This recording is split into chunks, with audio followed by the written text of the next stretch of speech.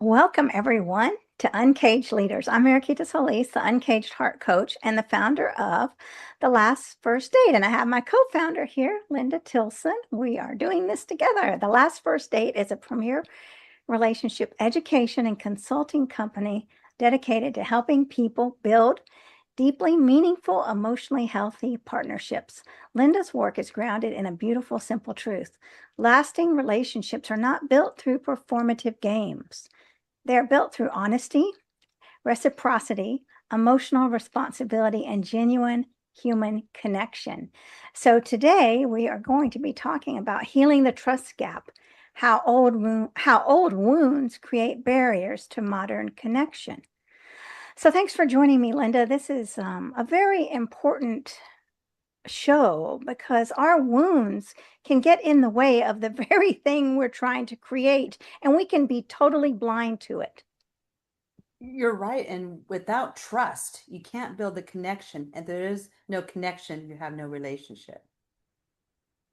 You're right. Connection is everything. You can have a surface level relationship that's who knows how long that will last. I don't want to find out, but yeah, that's why we're here today. You're right. So the relationship will not last. So we were talking, and I know that men have, not just men, but this show is specifically for men. So that's what we're going to be talking about, really focused on today. The trust issues. What do you hear from men, Linda?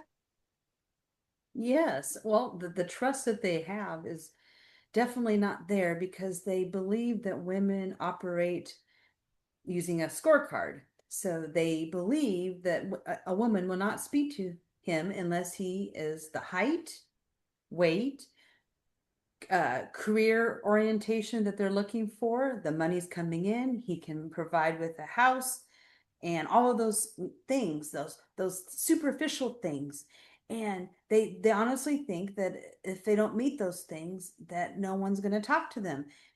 And I call them out on that. And the reason why I do is because I am a woman. Yes, I've been married for over 30 years. However, those weren't the things that I was looking for. And they say, "Well, Linda, you're not the prototype. You're not in the modern world of society, dating right now. You have no idea." And I'm like, "Oh, yes, I do, because I have friends that are dating. I have uh younger children that are going to be entering this phase, and in some ways they're in the middle of it. They may not be in their mid 30s yet, but they are embarking on this. I'm sitting here thinking, gosh, if you don't have trust that someone wouldn't come to you other than what you can provide, that's really bad. I mean, I wouldn't want that either. I mean, do you really want to be valued for what you can give people? And if you don't have anything, then you have nothing to offer. I'm sitting here thinking that is very shallow. And and they want to meet people. I'm sitting there thinking, okay, well, if you have that value of that's what how women are, then how are you any different as a man? Then I mean, you and I could come up with a list of complaints that women share with us. So really, I just say, you know what you value. Be in the places and spaces where the women hold those values, and then be that person that steps forward to demonstrate what the values are, and see if she can meet you there. And then you will know. You just be discerning, and maybe not every woman is going to be right for him. And yes, there's those women that do want the man that will provide and have the looks that we were describing, the height, the weight, the all of that. Yes, there are people that are superficial, but there's also very nice, genuine, kind women who are driven, who are intelligent, know what they want, and they want someone to have a partnership with. So that's what you're looking for, is a partnership. Yeah, and what I hear is these men that are, and you as a coach for men, the men that you're working with recognize these values in you, and that they're able to discern Linda is the type of woman that has those core values that we're looking for. But then in a way, they're afraid to trust women to and to let go of the ones that don't share the core values that you have, and or even to trust themselves that they can recognize a woman like you. And a lot of times that is because we are in such a hurry to build to have a relationship and to just cement it, that we are not when we're going at a faster pace. Like when men meet me and you, for example, we're two women, right? We're and people say to me, well, you're different than other women too. They'll say you're deep, right? Yes, but isn't that what you're looking for? You might say I'm deep, and you might say Linda's different, but ultimately you are able to recognize what you're looking for. So what's the problem here? If you're able to recognize it in us, then Yes. there's something's not right. It's not something's not, connecting. Yes, and so the word that people use for me is I'm attentive. You show up in front of me, I give you my attention, I'm listening, I'm not out judging, I'm listening to what you have to say, I consider any and all, and then you see where I come in on any discussion on any topic, I guess you could say. And you're right, these men do recognize those values that I hold, and they say that I'm like the small percentage. And I'm thinking, well, yes, that's true. The more quality you want, the less and the less there are of it, and it's more valued. And so I'm thinking, if you can find me as a coach to work with me, establish safety and trust in a safe space place to be who you are, then take that same skill set and apply it to other women. And so go in. Yes, you're not going to be looking for a coach or a guide when you're looking for a woman to date, but the principles are very much the same when you're being discerning, the way that you go about meeting these individual women. And so that's what I speak to. And it's like, okay, you want all these things, and yes, it's harder to find, but are you willing to open up, be courageous, and take that risk? And the men will also say, you know what, there's more on the stake. When I go out and I ask a woman on a date, there's that whole, I could be rejected. She may not even want to talk to me, and to walk away after talking to her and have everyone watch that. That's like the painful walk of shame.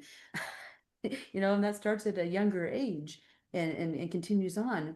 And so I'm sitting here thinking, okay, true, that is true. When you are courageous and you take bold actions and you put yourself out there, yes, you open yourself up to that risk of being rejected.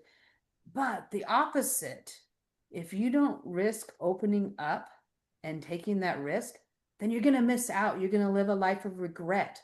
I would rather take that step or that action and be rejected, or maybe not have what I wanted to have happen, than to not taking it all and always wondered. And so that's what I encourage in my coaching conversations. It's like, what little things can you do to build that muscle, that you're going to be courageous and you're going to take an action. So you start with small, low risk things that can give you big benefits. And so we practice with simple things.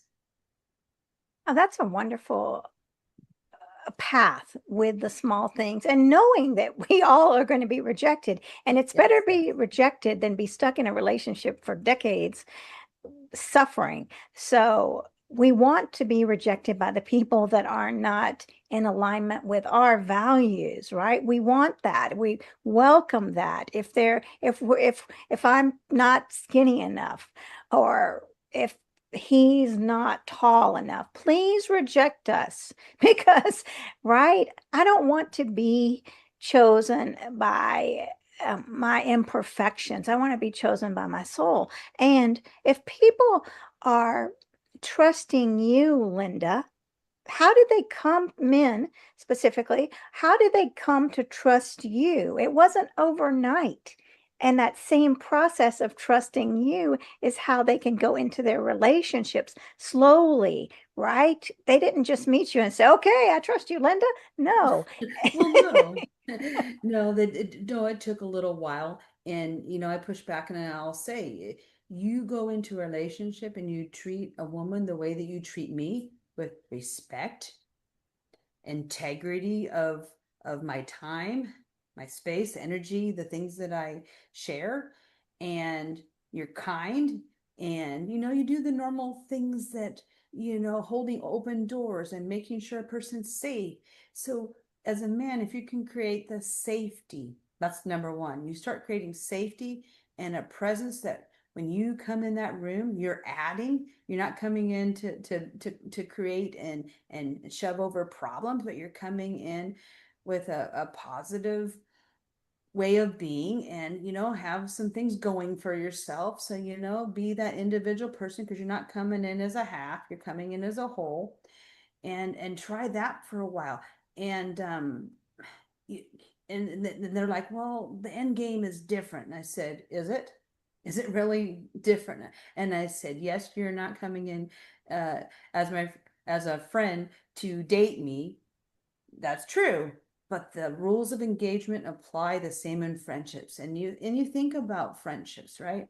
So when you're a child, you're younger, you make friends, you have proximity, you're in school, you have a routine, you go there every day, you see the people there, and you can build the friendships.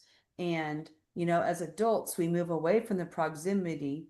So you might take various paths to employment, career, to where you live, to who you choose to hang out with, all of these different things. And what makes it harder, and this is what the thing is when you are used to making friendships and building relationships in a container where people are already with you in front of you, and you can just talk to them. It's so much easier, because as an adult, what changes is proximity changes, and people's capacity to give their time and energy and their purpose to you, because everyone's in different places and spaces. And so that's where the real challenge is, because they're like, well, where can I meet someone? I said, well, what do you like to do? What interests do you have? And I will tell you, one gentleman that I was coaching, he ended up finding conversations happening in the library. So people would come in to learn about certain things. They would sit at tables, read books. They would, sometimes they'd have things out, activities, and so they could have a conversation. There were people that were interested in learning about something outside of themselves, made a great conversation starter. And that was the little way of having conversations, low risk, because not every woman you approach, you're going to hand her your phone number, right? You're going to have to see, if she's interested in. And I say, this is the one that gets under my skin. It's like, each woman you meet, please don't have the very first question be, are you dating anyone? Are you single? It drives me bananas, because if someone's doing that, they're giving off, they only want to talk to me if I have this status. Now, that could be true, right? However, it's a stronger way to come in, to act curious and open and interested in me as a person in general. And then if I am available and I am interested, you're going to know, because I'm going to, especially if you talk about what I do for fun and my interest, I might say, well, I love to go camping with my husband. Well, then you're going to know, and so that changes the stage. That's one thing that speaking to men comes up, but then me being a woman, that's how I feel about it. I mean, just talk to me like a person, and my status will come out eventually. Well, that's very true. If the person, if the woman wants to get to know you, she will let you know. You're not going to have to guess about it. She will say, well, I like to go hiking, but I usually don't have anyone to hike with. Something like that. You'll hear it. She'll let you know. There won't have to be any guessing games, right? No, there So, really doesn't. You have to be listening for the cues. And and so going about it, I would say what works is going about it as you want to have a friend, a new friend. Because if you can have a new friend where you have some shared interests, you could have some attraction, of course, because that's where you're headed. But go for the friendship first, and establish the safety and trust, and just genuinely wanting to be with another person. And people want to rush things. You're right. They want to go from A to Z in the first date. And I say, a quality woman is not going to sleep with you on the first date, usually. I mean, it could happen, and it does happen, I suppose. But really, she's going to want to get to know you as a person, and how you behave over time, and things about you, and you can't learn something in a couple hours. I mean, they say friendships, it takes several hundred hours to get to have an intimate friendship. So there you go. So yes, you don't you don't go the fast pace like that. Right, and that's what we're talking about in our other series. We have Linda and I have a series where you're shopping in your relationships, and so it's like if I was going to plant a garden, would I just grab my seeds and just throw them out there in the ground without thinking about it, or would I make sure to have an environment, really thought out, intentional environment for the seeds, water them? No, I mean, so it's all about intentionality, right? And cultivating, right? We know that it's the plant is not going to grow in a day, just like our relationships. We don't want to rush anything. Those are slow, the more slow moving, we want to give the stalk enough water and enough light so it's not some spindly thing that collapses, right? We want to get to know people. This and the friendship first is so crucial. Friendship without any pressure to cement anything. Just let things happen because I've experienced this where I've been in relationships with men that were friends, and all of a sudden there was a shift to romance. I was like, oh my gosh, this guy is like Prince Charming. Like, what in the world? How could it be friendship where I didn't even think about him like that yesterday? And the next day it's like, whoa.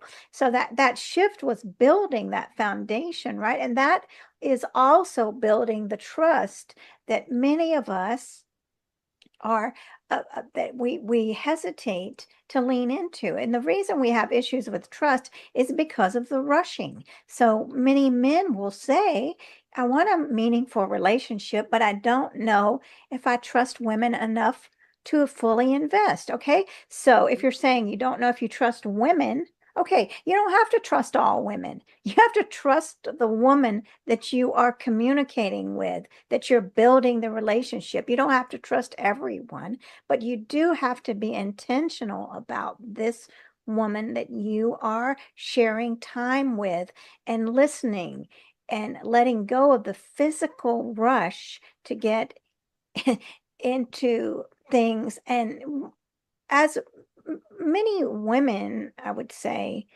I don't know, maybe this isn't true, but they will use the physical to try to cement that relationship with a man, right? So, as a man, be aware of that. And I've done that too. I'm no saint here. Let me just tell you, right? I was like, if I could just cement the physical, but that doesn't work. And that's why we have trust issues if we're rushing into things. So, again, take your time to know the woman and you will be able to feel safer about fully investing with her. Yes, that's what I call the slow burn. So you gradually, incrementally go up in things that you share and do in your relationship. And when you're not in a hurry, and you said something great here, when you said when you were in the friend zone and you were getting to know gentlemen, and then all of a sudden you realize there was an interest, you're like, okay, that came out of nowhere. Okay, I observed that, but oh wow, they bring it. And so in a friendship, that type of relationship, you do build trust over time by the time you spend together. And yes, when you start to form um, the emotional connection, because for women usually there's emotional connection and then the physical connection follows. Men are more tactical, or not tactical, are more, they're more into the physical and the touch and all of that. And then as things progress through that, then they may have the emotional bond. So women and men, I think, are wired a little different. Now, that's not to say that all men and women are wired in that way, but typically, I mean, I could relate to if I'm emotionally attracted to someone, the other things will follow. And lack of that, probably not, because I don't feel the connection until that happens. Mhm. Right. Yeah, and that's all of this is about awareness and taking things slowly, like you're saying, and in the slow burn. So also looking at past relationships, and if you're feeling bitter or angry, if you haven't gotten past that, right? And it this anger and bitterness, what's underlying that is often pain, right? Being the hurt, the heartbreak, the betrayal, and experiences. Disappointment. Yes, disappointment. And what do people learn when that happens? Yeah, they learn to question vulnerability.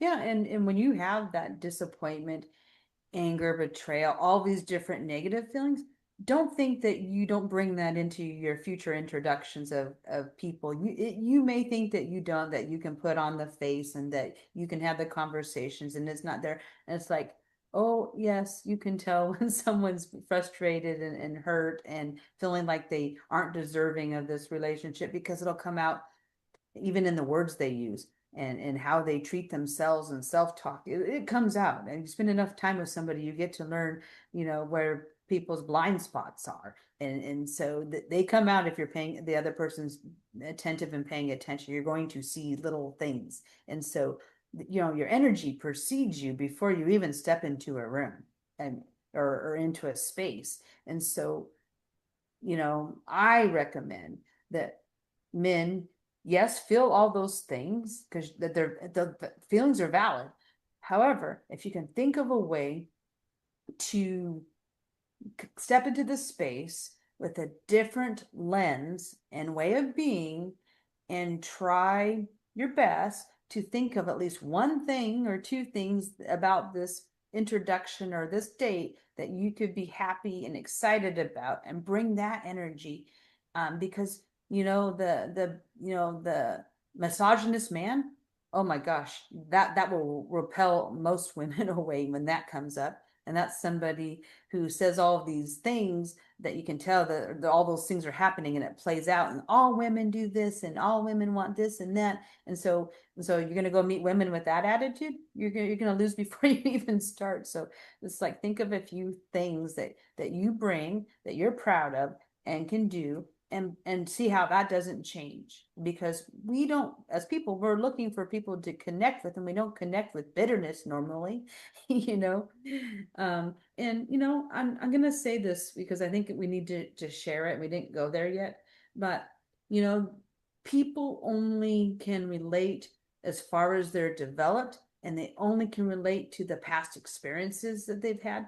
So if they or have lived in a home where there wasn't the warmth, or there was abuse, or there was just not like communicating, all these different skills that we learn from the time we're born, enter the educational system and move to careers and whatnot. If we're in a space where things weren't exactly ideal and we didn't live that good experience, that's the only thing that we know. So until we learn better through education and awareness, we're not going to get to that place where we can move healthily through. That's why we have coaches and therapists and all the different helpers of the world, because you know you can't fix what you don't see, and some of these mannerisms or thought patterns or things, you may not be as aware of them as other people around you are. And if you're courageous enough to say, I need to work on XYZ, and you can do that when you are meeting other people, as long as you take care of those needs and and don't like expect the other person to like mold you and fix you and repair you and do all that, because that's a lot to put on another person, and you have to ask another person if they sign up for that, and yet that's usually a professional. So those are just some thoughts as we're talking. Yeah, that's very true. And yes, people do have wounds, and to be able, if we all have wounds, and if they're really hurting you with these patterns in relationships, to get help, definitely. We all have them. And so I hear of a lot of men saying, I'm not opening up because I was laughed at by the last person. She said she wanted me to open up, and when I did, she shamed me. And so that's another thing that men have to realize, not just men, but all of us. So when we date someone new, we're not dating the person that shamed us. So we don't want to carry that into this new relationship. And we can get caught in that old trap of fear and not trusting that and just put that old persona on the new relationship. And so it's really about awareness, what we're bringing into it. And how did we heal our wounds from that past relationship to move to the fact where we can believe that vulnerability is safe. And if you are in a relationship with someone and they're shaming you for being vulnerable, well, then again, that has nothing to do with you. That has to do with them, what they think about it.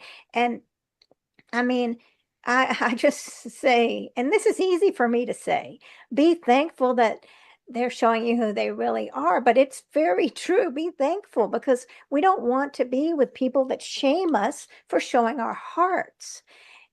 So it hurts. It hurts terribly to be shamed for being vulnerable. But we need to find the people that are safe. And that is, again, why we're saying go slow, friendship first. Be discerning. You see something that doesn't set well with you, ask yourself, how do I feel when I'm with this person and they do said thing? Does that make me feel anxious, uncomfortable? Does it repel me? Think about asking yourself that and pay attention to what's going on in your body, because usually anxiety and feeling of ick or feeling of just like frustration, those emotions are there for a reason, and they felt in your body long before they come to your logical brain, as we were speaking to on another live. And so really, um the thing that to be careful of too is knowing what areas you need to work on is good, but just remember this other thing. If you, just like you can like feel pain and hurt and all those things, well, in order to feel love, the other side of that, the lighter side, you have to have felt the dark. So I say you have to feel the dark to understand what that is and what that feels like, to be able to feel the light. And if you operate in, I'm never going to open up because this last time this person did this thing to me and I didn't like that and whatever, and you didn't speak to it, that's your cue, your opportunity. Like when something happened that's not right and that makes you feel awkward, shameful, bad, angry, all those, speak to it. I don't care whether you're a man or a woman. If someone does something and it hurts you, please say, when you do said thing, this hurts me. And you may not have intended that, but it does. And I'm sharing this with you now. If you want to love me, then doing this thing over and over again, that hurts me. And I can't stay with you if you're going to continue to hurt me when I share that with you. Having conversations like that, they're not easy. And you might have to say them more than once. But if the person doesn't change after these things, then they're not your person. They're not willing to, I mean, do you want to be with someone that knowingly hurts you and doesn't make any change? They don't care about you enough to do that. You're right. You don't want that. And nor should you tolerate that. So knowing what you will and will not tolerate, and knowing where you have some things where you may not love exactly whatever is going on, but it's not the deal breaker. So that is a whole nother conversation. Yeah, and what you're talking about is what we talked about earlier today on another stream, which was the self-leadership.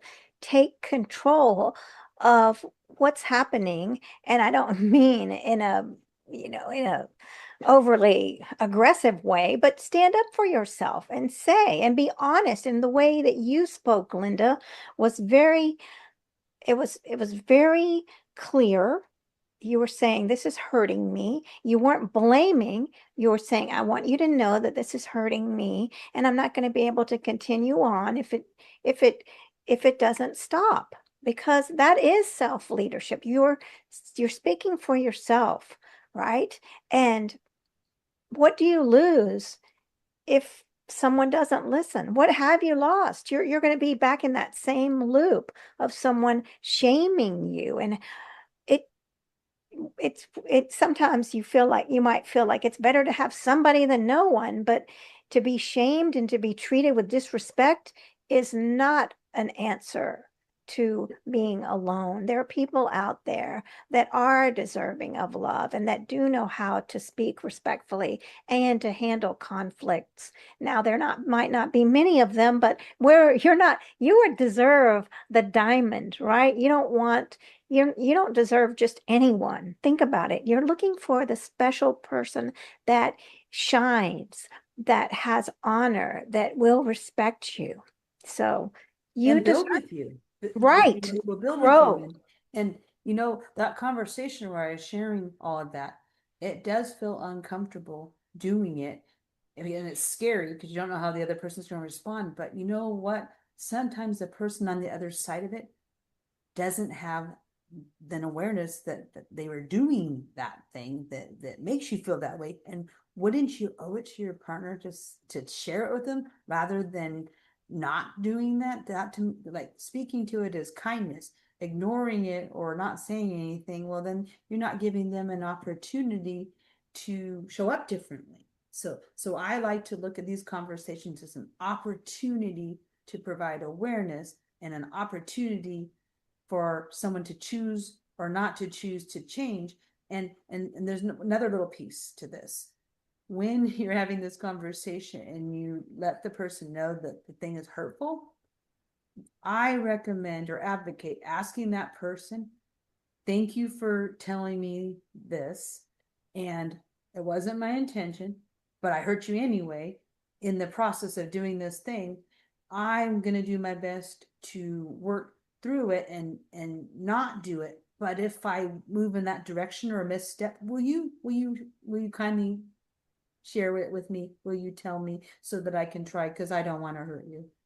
And I think that is like one of the kindest thing that can ever happen, because a lot of times people aren't purposely trying to disrespect anybody. It's just something that could happen that they're not as in tune with, especially when we, you know, get tired, have life's frustrations, stress on our body, mentally and physically in some cases. It's hard to show up correctly, and nobody shows up correctly. I screw up and do things, and I have to say I'm sorry. I'm going to do better now that I know better. And if I'm not doing that, why would someone want to build with me if I'm not willing to take some criticism, constructive criticism, and change?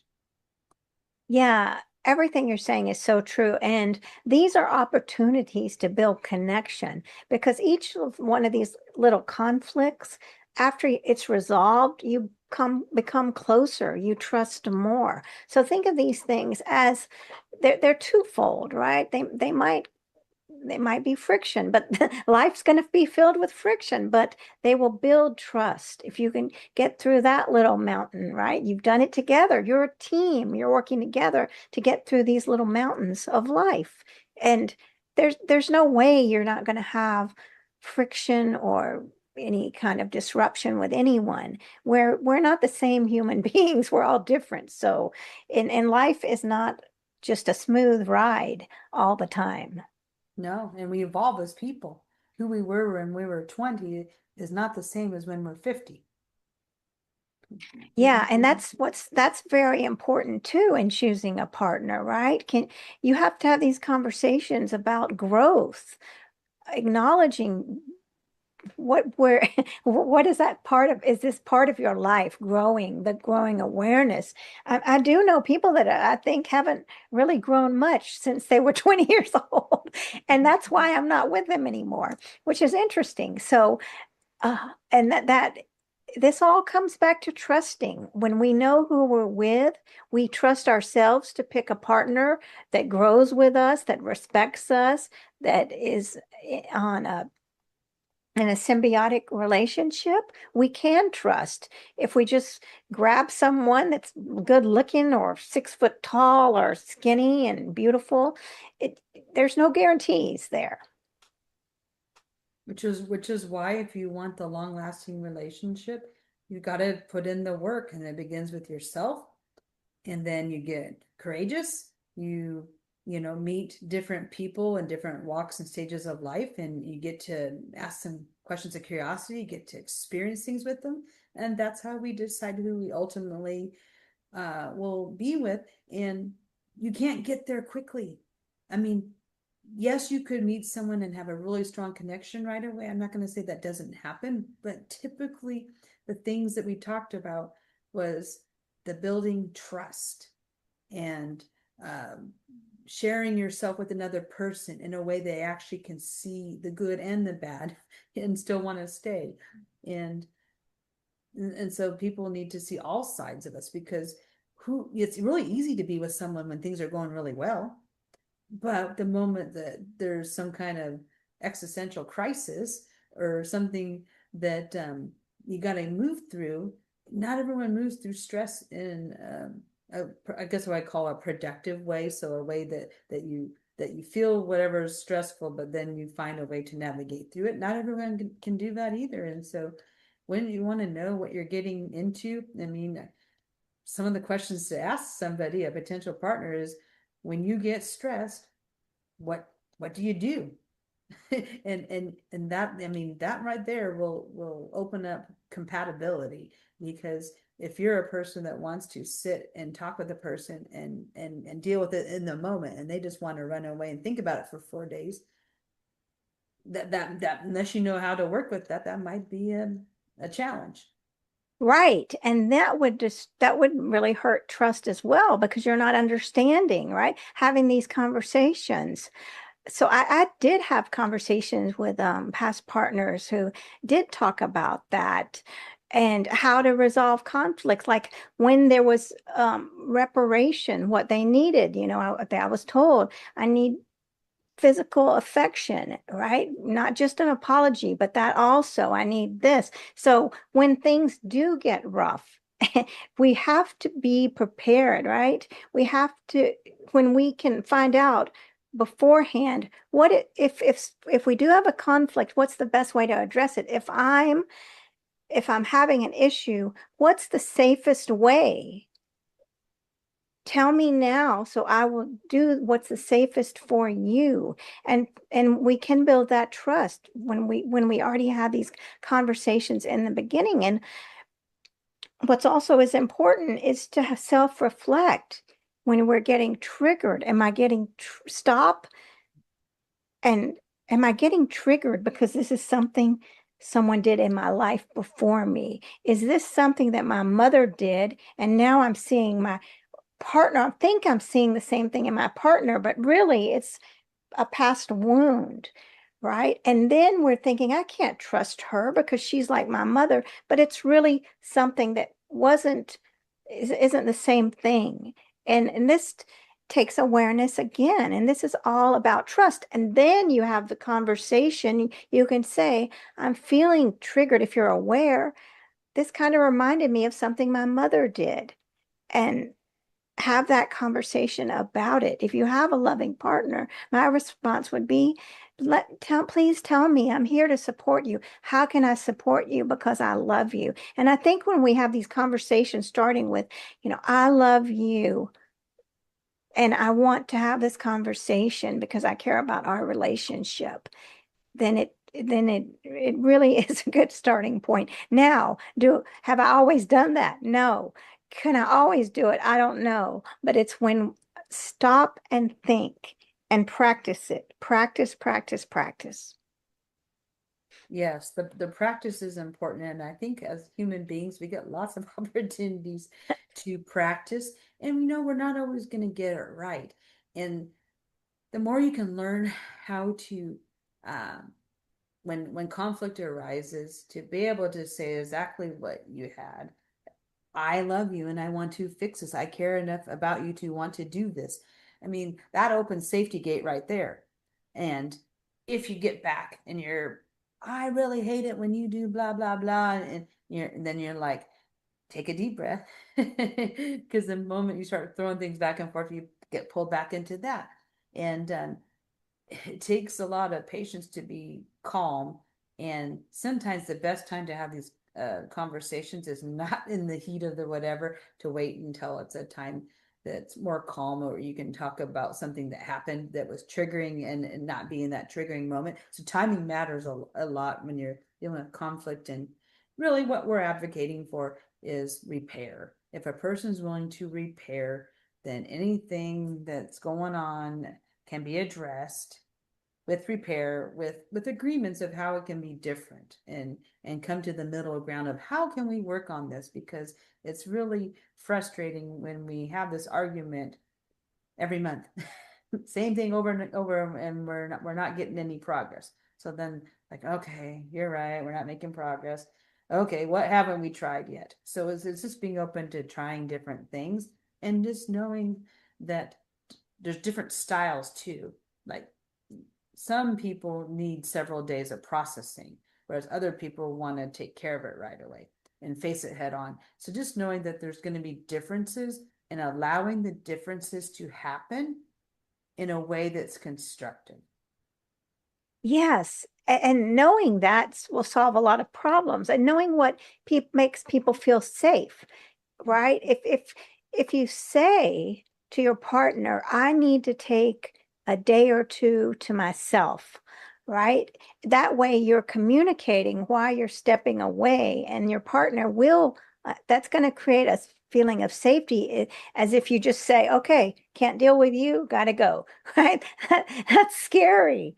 So letting people know what you need in advance, and maybe you don't know, or maybe you even saying, I don't know what I need right now, so I'm going to take some time. I don't want you to be afraid. I love you and I want to work this out right now. I need time to think about how I can speak to this in a more productive manner. So all of these things that we're talking about today, Mariquita and I, if you go back to how you treat your friends and apply it to your relationships, it's interesting how that can change, because we don't go around hurting our friends and not listening to them and stonewalling them and all these other things. We actually try pretty hard, and when we hurt them, like, oh my gosh, I didn't mean to hurt you, I feel so terrible, I feel so bad. And then you start working on it. If you can remember that the same rules of engagement apply in romantic and partnerships, relationships, and they just do. And how you treat your best friend, like, how would I treat my best friend if this happened? If nothing else, say that to yourself when you get into these situations. How would I help my best friend if they came to me for this? Or how would I want to treat my best friend? And go with that. And if nothing else, uh, just frame it in a way that you can get on board with doing something, and not getting discouraged and throwing up your hands. And if you need to have a third party person that's a professional help you with these conversations, I say do it, because when you can figure out how to have these conversations, you get to practice them with a person when they're not the actual person in this situation. They're a little bit easier to role play and figure out. And I just remember one time I was asked to play the person that I was having the difficulty with. I had to play that character. That opens up a lot. Yeah. When you do that, when you pretend you're the other person, I'm like, oh, I did not have that awareness. Oh, I have this new awareness, and it's magical when these things can happen. So sometimes it's just taking a step back, looking at other perspectives, asking for help to have conversations with someone that you do trust, and then doing that. I would find that 99% of the time you can talk to anyone about anything and make some progress. And so not having the conversation, it's way worse, and it never goes down the way that you think it's going to go down. People put a lot of assumptions in their head, just kind of like when we started this whole conversation. Men put a lot of assumptions that women only want certain things or they're not interested. That's an assumptions. Validate. If you think that that's true, then validate, is it true? Yeah, that's very, yes, definitely. And even talking about that, I mean, as adults, we should be able to talk about anything, right? Yeah, and I mean, society wants men not to talk about emotions, to stay strong, and even society encourages us to make lists about how horrible the person was, and that stops processing. I'll say, yes, if someone broke up with me and I was heartbroken, I could make a list and demonize them, but really I think it's better to reflect on the relationship and not demonize someone just so I can get over my heartbreak. Yes, we're going to feel pain if someone breaks up with us, but to look back and see it. They're two people in a relationship. What didn't work? What wasn't working, right? I mean, yes, sometimes people can be very hateful, and that's reality. But if you're staying in a relationship that's hateful, again, you have the self leadership. That's the self leadership to stand up for yourself, to be an advocate for yourself and say, no, I'm not going to stay in this relationship. So there's always more to reflect on than a list of hatefulness against a prior partner. And there's that self accountability. So the better question to ask is, what role do I play in this? Because there are two players in this, there are two people, and so each person plays a role. And so if you are triggering another person, you played a role. If you chose not to repair, you played a role. You sabotage things, you played a role. So it's not always about the other person doing wrongdoing. It's what did you do that might have influenced the way that they felt or behaved as a result of something you did or did not do. Taking a look at that and changing yourself is much easier than the trying to change another person. You're not going to change another person. No, and until we are able to heal from the relationships the past relationships, we're not going to be able to trust the next one.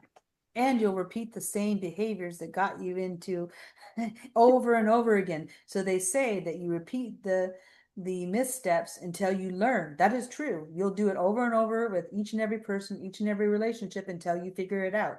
And wouldn't you rather do the work and figure out what your role was and what happened and ask some questions about how you vision your role? And you could ask your partner, when I did XYZ, did you see that I was being XYZ?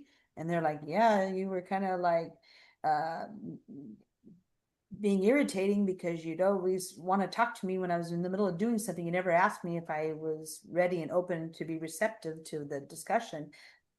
And so, is that a fun conversation to have? Not necessarily, but you might learn something. Right. And we're talking about adult conversations here. And remembering that we don't want every new person we're dating to be unconsciously being measured against an old wound, right? Because then we're going to be defensive. We're going to be afraid. We got to protect ourselves, right? This new person is going to be just a woman trying to take advantage of us, right? How many times have I heard that? Oh, And probably daily. And when you're in that hyper vigilant mode, you're just scanning and looking for every misstep. You know that you're going to find the missteps, and it's exhausting to be doing that. Like, why can't you like look at it from the good things that are coming together? And oh, another thing that came to mind, because lots of things come to mind as we're talking, but when somebody tries to repair, they take the steps and then they do it. Acknowledge that person for taking the steps to repair. That would be like the one thing that I would say out of this conversation, to take with you, is when you get into repair, because you're always going to be there at some point in time. Acknowledge the person for making the effort and see what that doesn't do to your relationship. exactly. Yes, yes, yes. There's no relationships that aren't going to need repair. So thank them for it. Thank you for, having the courage to work with me in this relationship. Thank you for holding a safe space for me when I need it. Thank them for the quiet gift of being your partner. So, and again, like Linda's saying, don't be hunting for all the things that are really wounds of the past. That's the Mhm. awareness. And that's why, again, we say go slow, because the slower you go, the less likely you're going to fall into these traps. That's Because, right. You're less likely to fall in these traps, repeat past behaviors, and sabotage everything that's good that's happening. And because that's why people get frustrated about dating and relationships, because they're focusing on all the things that didn't go well rather than looking at the things in those previous relationships that went well. You find out what well, and you go repeat that. You repeat those behaviors, you have a different experience, and all of a sudden you're like, oh my gosh, I had this wonderful relationship, and these are all the things that went well. I found this person that embodies these things, and we talk and we repair and we do all these things together. And boy, that feels so much different. Oh gosh, I don't ever want to be where I was in my previous relationships. And the funny thing is, once you have that good experience, that good relationship, that's your picture of what you want to have happen, and you won't even entertain any of the other things anymore. You know, if so an example I like to use, we talked about the fireworks, so the intensity, the fireworks, all of that going on.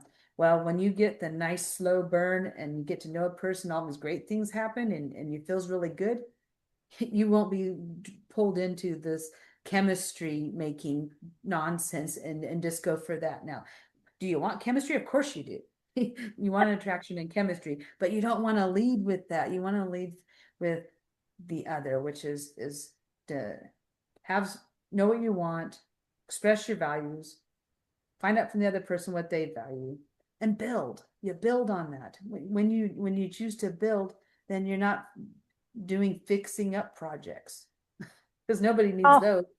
no, that's exhausting. You said that, and I felt, whoa. Anyway, Sure you yes, did, because we have all been in situations where something might have been more of a project, an emotional drain, a lift to get things moving. And you shouldn't I mean, there's effort required in all relationships, but it shouldn't feel like it takes all of your energy and it drains you and it's exhausting. If you're doing that, you're over functioning, and you're trying to carry something that's not yours to carry. right.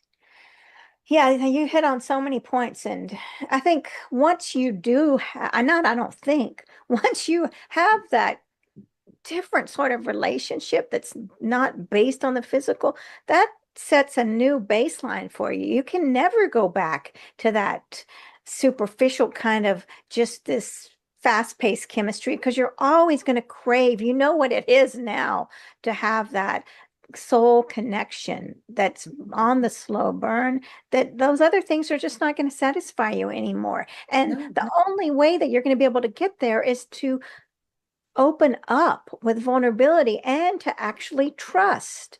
You have to trust to get there. There's no way to put up walls and think that you're going to build something with someone that's going to have a strong foundation. Walls don't do it. no, they don't.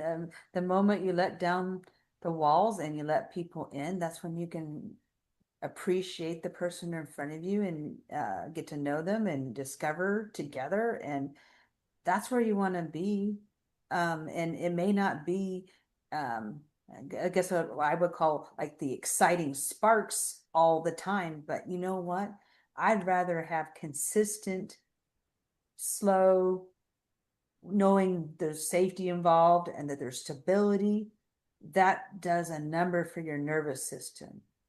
And when you have that, you don't want all the chaos and nonsense. You just don't. And we all can be adrenaline junkies when we want to, but do we want to exist day by day like that? No, because that's just a spike in energy that's draining in the end. And so, consistent and safety and stability and trust, all of that is so much more fulfilling in something that you're building for the long haul. Well, that's what we're talking about now. Not everybody wants the long haul, but we are talking about the long haul. We don't want you to go through decades and decades of this same, repeating these same cycles. And then more walls go up, more distress goes up. And now you've got this massive wall that you built through years because you haven't looked at what's happening, like Linda's saying. Look at the good. What did you learn from that relationship? What could have been done differently? What can you take responsibility for? And how can you commit to trusting a little more each day? And just when you have a new partner, trust. It's when I meet a new partner, I'm not saying I'm perfect, but I don't want to say I'm not going to trust you. I give them the trust until they show me otherwise. And, just real quickly here as we're wrapping up, one of the things that you can do is you can have low bar things that you can use to extend trust. And if they can meet you in the trust area, then that's an earned pebble of trust. And then you give them something else that you could trust them with. And so, one thing could be you maybe talk to them about something sensitive and they keep it to themselves. They don't tell everyone else. Well, then that's a trust that you can have a conversation and it doesn't go somewhere. So then the next time you're like making a major decision about something in your life and you walk through what the pros and cons are to making the decision and you get their feedback and whatnot. And, how does that play out? Do they tell you what to do and try to control the outcome, or they give you autonomy to trust yourself and make a decision and then they support you with it, for example? Yeah, this is all a process, It y'all. is So very don't much a feel process. overwhelmed. Just take it slow, and you won't, and you will avoid the overwhelm. So yeah, and a- as we are ending our conversation, please let us know what you think if you want to see any episodes about this. But I also want to remind you that Linda and I have co-founded this new business for intentional connections, slow burning connections, right? No rushing, evaluating, looking at yourself with kindness and gentleness. So everyone is ready for an intentional relationship based on a foundation of strength. So we want to invite you to check out our website and complete your contact information, and then you will be directed to our complimentary self-leadership and love assessment. And that will help you get clarity on your journey to true unforced intimacy. And that is at www.the-last-first-date.com. So there it is. Go get that assessment and you'll be directed. That all that will you'll get the assessment and you'll get some clarity on where you need to work with gentleness on yourself in relationships, getting ready. So this has been a powerful conversation, Linda. There have been so many good points, and we just it's a nice collaboration. So Yes, thank you. we're embodying what we're speaking to is to build the relationship, is to have these conversations where we're learning and growing together. And that begins with us. And thank you for sharing that we have the assessment out on our website. We would love the opportunity to have a conversation with you about our master class, to have a conversation about our one-on-one coaching and consulting. And so, again, if that interests you, do make sure you fill out that contact form and we'll be in touch with you. We'd love to have that conversation. Yep, that sounds great, y'all. So reach out to us and thanks for watching. We and always know how you deserve the best and don't settle for less. We're standing with you. All right, y'all. See you next week and thanks for watching.